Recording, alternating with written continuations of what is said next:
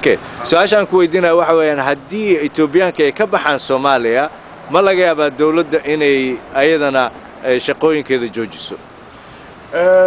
walaal taas waxaan ka leeyahay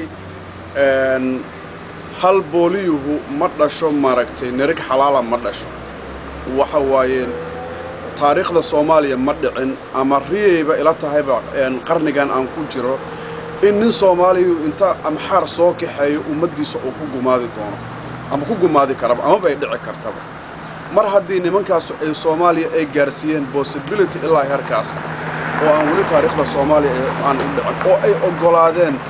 in ciyaalkoodii iyo ummadoodii la gumaado hortooda lagu gumaado da waxaan u maleynaa wax dambe oo laga sugayo ama rajo dambe oo dadka aan ka sugayno oo kale inaysan jirnaan u maleynayaa wali waa fiirinaynaa waa si kala qaybinaynaa maaragta maamulka waxaan sameynaynaa rehabilitation inaan u furno oo aan taragarayno inaan balbeej cusub loo furo kuwii maaragtay beej loo furi karo kuwa laakiin aad u wasaqaysan ee aan beej loo furi karin waxaan taragaraynaa inaan wadanka inay iskaga baxaan oo maaragtay ii sheeg ay kulleetaba waxa